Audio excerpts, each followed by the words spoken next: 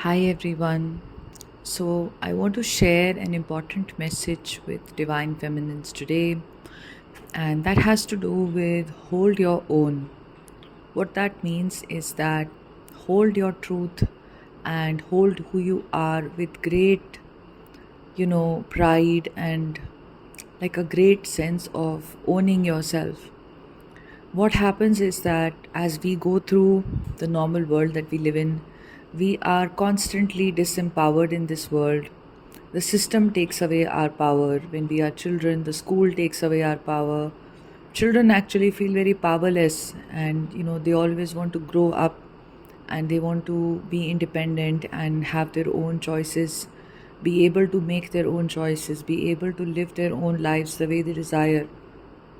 But the problem is the conditioning that we suffer as children tends to always keep us very disempowered, and in this state of disempowerment we are never free. We can never really be who we are. We can never really be ourselves, because somewhere that desire, that innate expression of ourselves has already been taken away from us when we were children. So I will explain this a little bit, and this is very important for your twin flame journey as well, because some of you you only want to do this if it is important for your twin flame journey. In actuality, the kind of inner work that you do or anything that you do for yourself is for you, and it's not for your twin flame journey. But I understand that the motivation here, the carrot dangling, is your twin flame union. And yes, in that context, if you see, for instance, that your divine masculine himself or herself is being very disempowered, is in powerless situations, you have to look at where you've given your power away. Now, in the current situation, you may not have given your power away.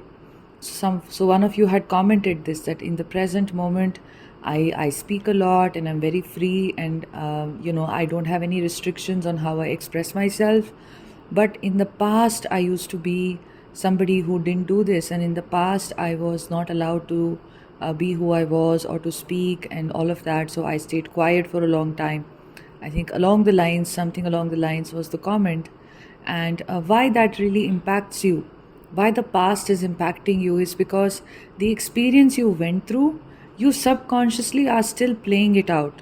What that means is that right now, maybe in my conscious day-to-day expression, I am speaking, I'm expressing myself, and I am out there and I'm living my normal life.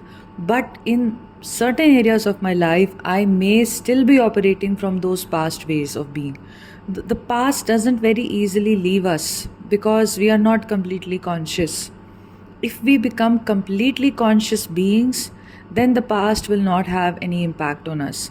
If we start living only in the present moment and living from the present to the present to the present, and every moment is a conscious response for us, we will not have any impact of the past. But since we are not doing that, we go back to the mind and we go again and interact from our past ways of being. So you have to take care of things that are coming up for you. It's very natural. Naturally, some things will come up for you.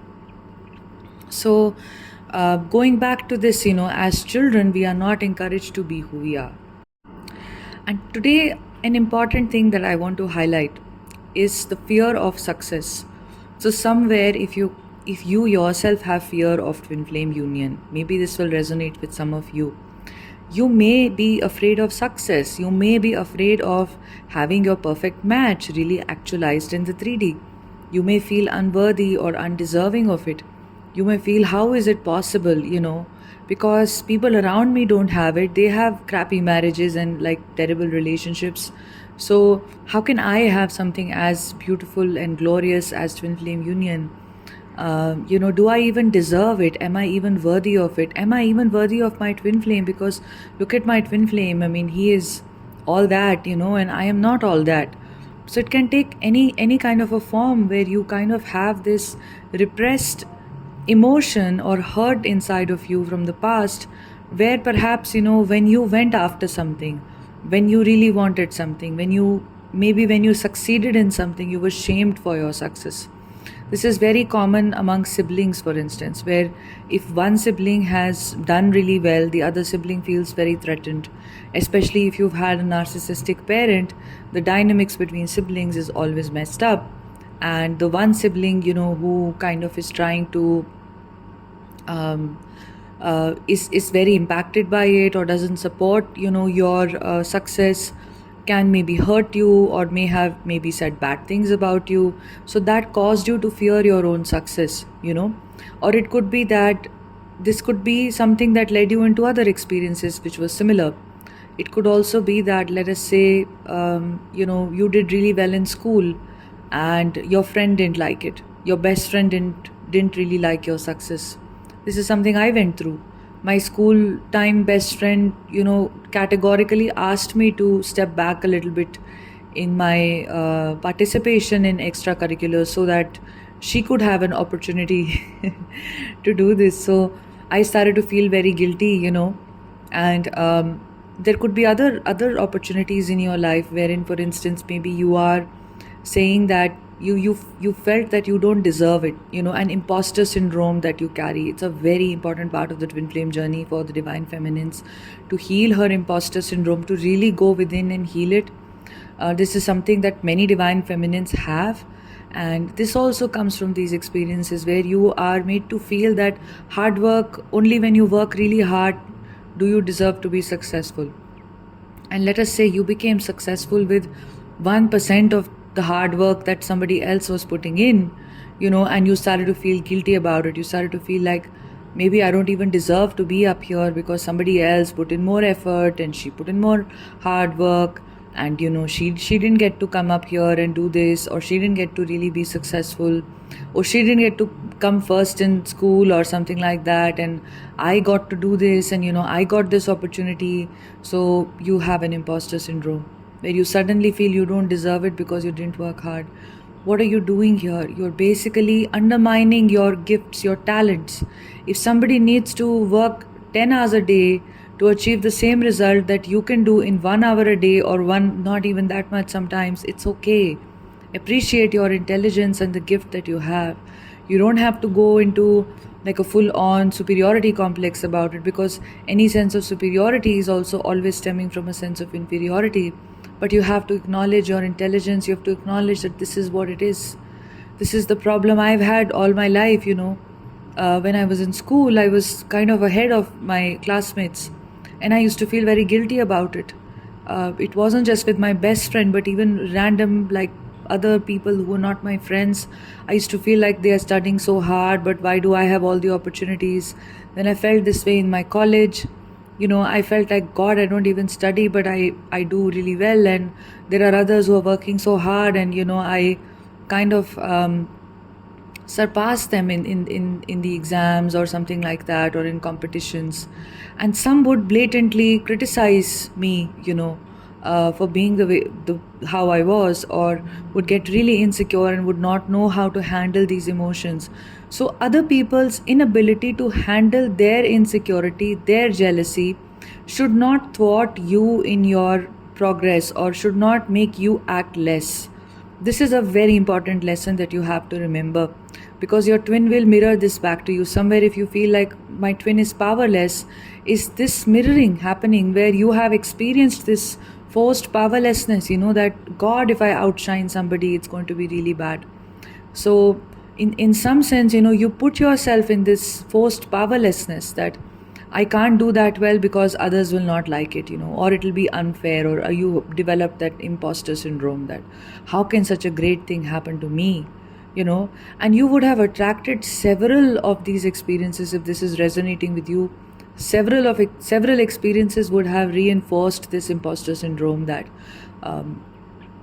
that you're not good enough, that somebody else deserved what you achieved in your life, so you're kind of just walking through with a lot of shame, like, oh, I am successful, but I have so much shame about it because I don't deserve it, right? It's not like that. Just own who you are. You don't know where your gifts are coming from, where your talents are coming from. This is also probably why you're on the twin flame journey. This is also probably why you are figuring out so many other things in your life that Others are maybe still struggling with day to day normal, life, like how to just, maybe they're just chasing the next thing, the next material thing in their life to feel complete, to feel more whole, and to feel more balanced and all of that. But that literally has nothing to do with you, um, because you were able to take care of so many aspects of your life already. This is why higher aspects of life are being available, to you. So be grateful for all of this. Never try to hide your intelligence. Even enlightened beings don't hide their intelligence. If they are supposed to be less of who they are just to accommodate other people, it'll be a kind of a sad thing. You should not dim your light to accommodate other people. It's very important to do that, and this is where your twin will also stop doing this, or will stop mirroring this back to you, where you think that they aren't in their power, they aren't doing their thing, what they want to do, or they are somewhere in self doubt. Or the reverse can be true, they can also mirror it to you, where they are in an overcompensatory mode, where they go out of the way to kind of have an external sense of achievement, because they feel this void within them of not being good enough, or basically mirroring your imposter syndrome. So whatever is your situation, as a divine feminine, as a twin flame awakening, really going through this experience of the kundalini awakening, you don't have to dim your light, you don't have to fit into any box. This is a lesson that I've had to learn. I used to always try to fit into some box or the other, but then I realized that I don't fit into any box, and it's okay. You're not meant to fit into any box, you're not meant to be like this or like that or something of the sort. You're just living your life here, and you're not going to have to dim your light. You don't have to please other people. There can be other things which are related to this, the need for social validation, the need for external validation, that if I shine my light and other people get upset with me, then I will not be validated. Or if I just do my own thing, which is not going to be socially acceptable because everyone else is living, a life where they are literally just flowing, wherever they're flowing is where the whole societal stream is flowing.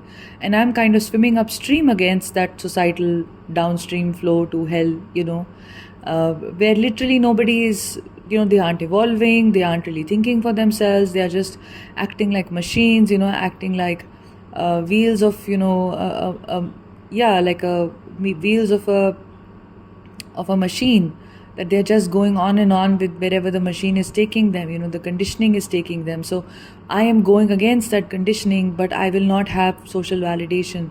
People will not approve of the way I am, of the choices that I'm making. Maybe I'm delaying some things in my life that normally people do, by a certain time or age, or something of the sort. Yes, that again is, that again is just okay. It's perfectly all right, because one choice is that you start flowing with them where they are going, but now after your awakening, you can't reattach yourself to that vehicle, which is just going according to societal conditioning. You will be very disappointed in that. So you have to somewhere swim upstream, here in this context. And that's okay. Even if you don't receive that validation, you have to give yourself that validation, or just receive it from God, knowing that God loves you irrespective of what you're up to. The divine is not rejecting you if you're not meeting certain societal standards. Now, is the divine doing that? Does the divine do that? That the divine will only accept people from certain gender, certain caste, certain races, certain countries, certain economic status, certain success levels, certain intelligence, certain way of looking, or certain kind of a marital status, or whatever. No, you are a child of God. This is the deepest conditioning that you have, where again, this programming operates, which kind of keeps you from shining your light, because you are so afraid of going against the norm. But in your awakening, this is the power that you have, that you go against the norm, and it's okay. It's all right, If it feels right to you, if it feels wrong to you to do something, why will you do it? Just because it's going to feel right to some other people to see you act like them, because other people are uncomfortable with the way you're being, with the way who you are is so different from who they know anybody else to be. right? That is their discomfort.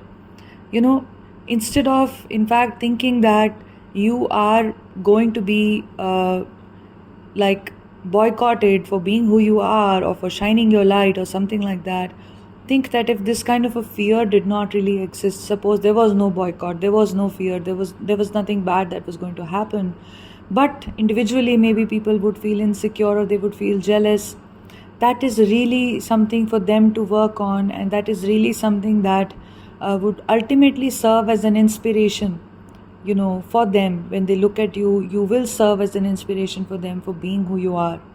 So don't restrict yourself and don't be less of who you are just because somebody says so, somebody thinks so, somebody may doubt you. And this is something that we all go through at every point of time in my life. Whenever I have decided to do something which basically was for me and basically felt right to me, even when I could not see the path ahead of me, and the laid out path for me did not feel right to me, and very violently so it felt wrong to me, like the voice inside me which told me that don't follow this beaten track, which is being laid out in front of you and you're being asked to go here. There would be like a massively loud protest in my heart against this. And it would mean sometimes, like just telling my family that no, I'll not do this. Just as a child, as a 15-year-old, or as a 17-year-old, the times when you aren't allowed to choose for yourself what you want to study, where you should go, and all of that. So, but the path that did not even seem clear to me always emerged in the most beautiful way possible for me. Even when I could not see the light, it always seemed like the best pathway, because in my heart I knew that this is the right path. I don't know where it is leading, but I just feel like good about it. I know there will be challenges. I know there will be a boycott, or there will be, a criticism. There will be some shaming along the way, but I just have to do this, right? And this is why many of you, maybe even it'll probably sound right to many of you as well, because many of you would also be non-conformists. Many of you would not have had conventional friendships, conventional friend groups, being a part of something that everybody else is doing. It wouldn't have made any sense to you.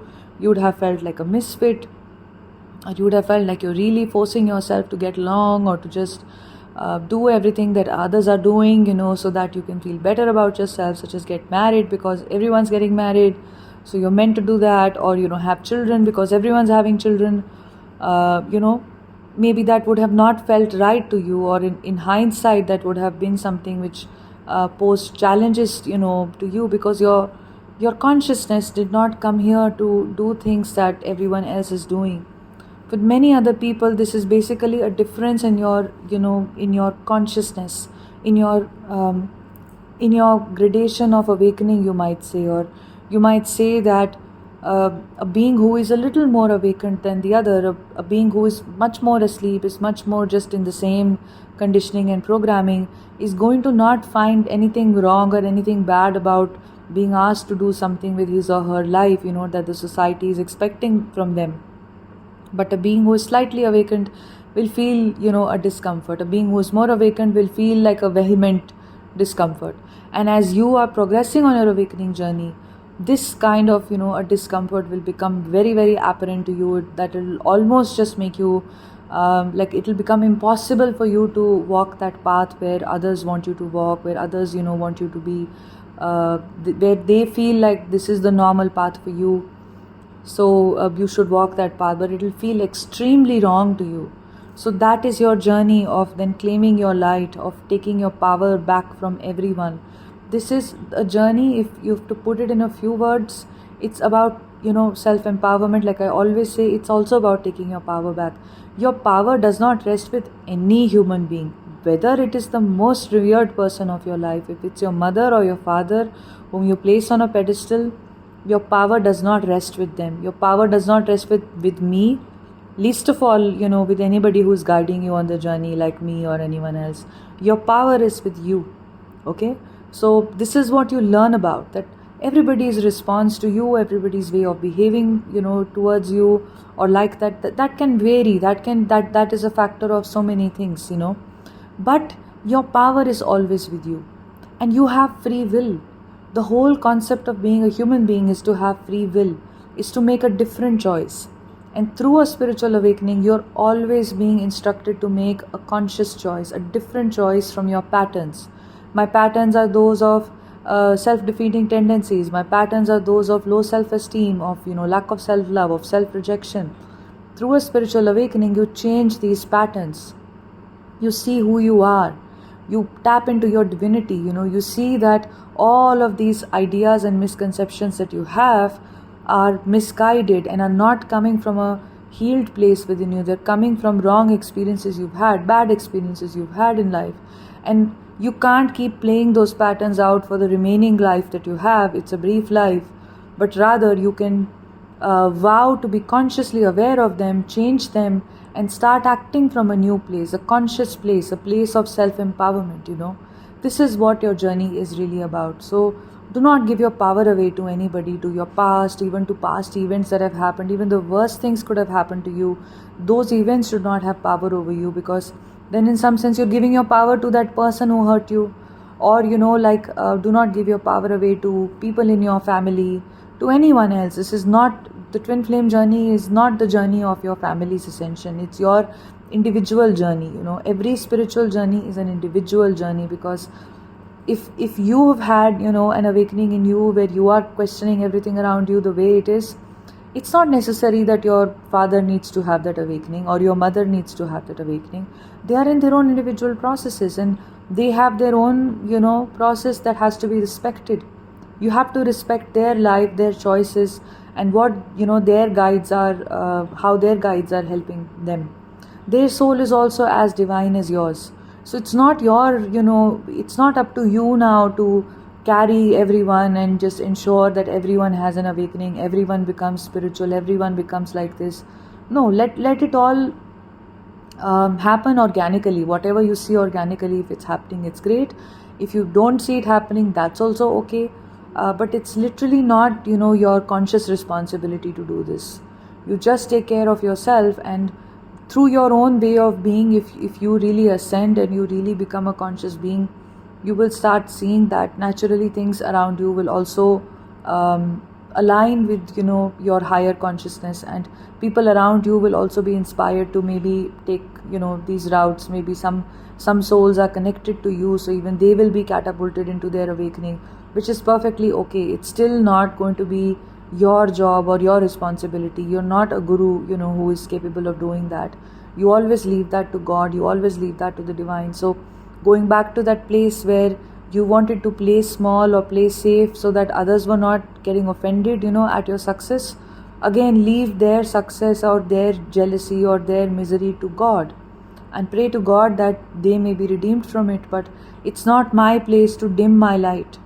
If you had, imagine any enlightened being, if Sadguru dims his light because people are upset with what he says, or he's not, right? Or if Osho had dimmed his light because people can't digest what he's talking about, that's up to them again. Or if Jesus had done this, how would that have been, right? If Rama had done this, if Adi Shankaracharya had done this, a fantastic sage who was so brilliant, so intelligent, his intelligence was beyond words, and he revived the complete, like the ancient Hindu culture. The Hinduism is so old, but Adi Shankaracharya really revived the temples, the consecrated powerful places, the practices that are still living through because of him. So if he had decided that I am going to play small, I have intense capability and intense ability, but I'm going to be really small here, I don't want to offend anybody, then what would have happened? Would we have seen what we see now? Many of the temples would have been destroyed. Many of the temples wouldn't have existed in the powerful way in which they exist now. There would be no awareness of it. We wouldn't know so many things, right? So it's very important that you know this, that Krishna did not play small either. Even he, if he was love, then he was love everywhere, right? Shiva didn't play small. People used to be offended by Shiva all the time because he never played by the rules. He was never conforming to what was proprietous. So but he was who he was. He didn't care about how he looked, or whether he was groomed well enough or something of the sort. There is a whole story there about how he comes for his wedding to Parvati, when he's getting married to Shakti, the first incarnation of Parvati. And at that time he shows up, like his entourage, which is called a barat in Hindi, consisted of ghosts and consisted of disembodied beings and aliens and all those other people who were Shiva devotees. He came like that. He didn't care. Only when Shakti requested him to change and to be a little different, because her parents were getting offended, did he take a different form, where he became very beautiful and divine looking. Somewhere you have to go into that zone of not really caring and really really owning your power, kind of like the goddess Kali. Like, just own who you are. Okay, don't play small, don't hide yourself, don't dim your light. This is something you have to release from your system. It's going to be important. Don't just let this podcast be an inspirational speech for you that you feel inspired from and then you move on to something else. Really look into, where are you playing small, how do you feel, do you compare yourself to anybody. Look at your sense of imposter syndrome. Do you feel like you deserve your twin flame union? Do you deserve to unite? Do you deserve your twin flame? Do you deserve a love of this kind? Where are the blocks coming in? If the answer to any of this is I'm not sure, or no, or like I feel uncomfortable, then that is your cue to do inner work there right now. Okay, so have a beautiful, wonderful day. If you want to book a one-on-one session with me, my email address is on your screen. Alternatively, you can actually check out the link simplymeet.me/I'm a complete life, which is in the description box, and see the kinds of sessions that I offer, and then email me to book a session, and I'll be very happy to assist you. Take care.